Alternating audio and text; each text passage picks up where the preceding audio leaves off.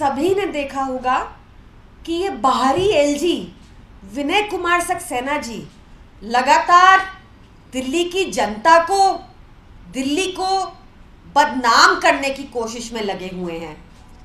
पहले उन्होंने बोला इसी बीती जून में कि दिल्ली के लोगों में सेंस ऑफ बिलोंगिंगनेस नहीं है। कल उन्होंने दिल्ली की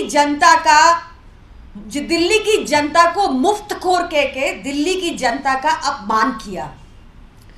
तो सबसे पहले मैं इन भारी एलजी विनय कुमार सक्सेना जी को बताना चाहती हूं कि दिल्ली के लोग बेहद मेहनती लोग हैं। Delhi one of the highest tax collection करता है। बीते वर्ष जो फाइनेंशियल ईयर 31 मार्च 2023 को एंड हुआ, उसमें भी दिल्ली की जनता ने 1.78 लाख करोड़ टैक्स इकट्ठा किया।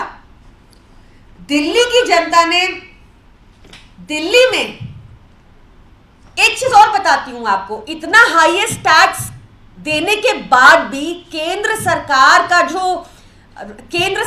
से जो हिस्सा दिल्ली की जनता को मिलता है वो मात्र 325 करोड़ है। यही नहीं, जो फाइनेंस कमीशन के हिसाब से प्रति व्यक्ति 485 रुपीज सिविक बॉडीज को मिलना चाहिए, उसमें भी केंद्र सरकार दिल्ली के लोगों की बिल्कुल सहायता नहीं करती और 1 रुपया भी नहीं देती। फिर भी दिल्ली में एक ईमानदार सरकार है। यही दिक्कत है उनको कि हमारी उनसे सांठगांठ नहीं होती भाजपा से। दिल्ली में एक ईमानदार सरकार है जो दिल्ली के लोगों से कलेक्ट किए गए टैक्स का पैसा दिल्ली के लोगों पर ही वापस खर्चती है और उन्हें सुविधाएं देती है।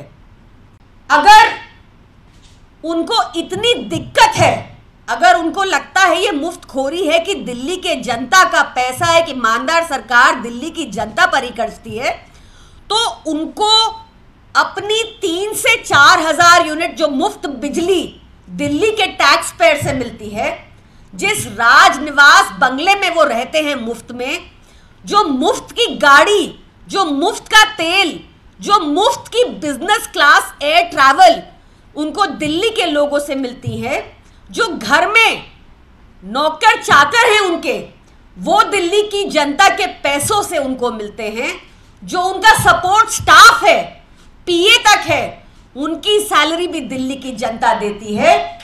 अगर उनको इतना इस बात से दिक्कत है तो उनको सबसे पहले ये छोड़ देना चाहिए, ये सारी सुविधाएं छोड़ देनी चाहिए जो उनको दिल्ली की जनता के लोगों के पैसे से मिल रही है, और दिल्ली भी छोड़ देनी चाहिए।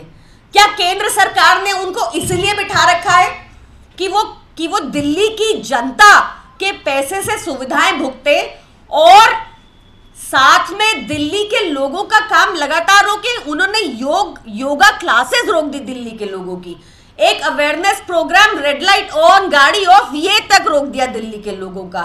उन्होंने दिल्ली की जो टीचर्स एक्सपोजर के लिए, ट्रेनिंग के लिए सिंगापुर जा रही थी, वो तक रोक दी दिल्ली के लोगों की।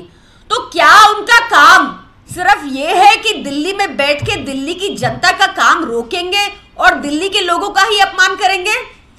उनको सार्वजनिक तौर पे इस बयान के लिए माफी मांगनी चाहिए और ये बयान को विड्रॉ करना चाहिए।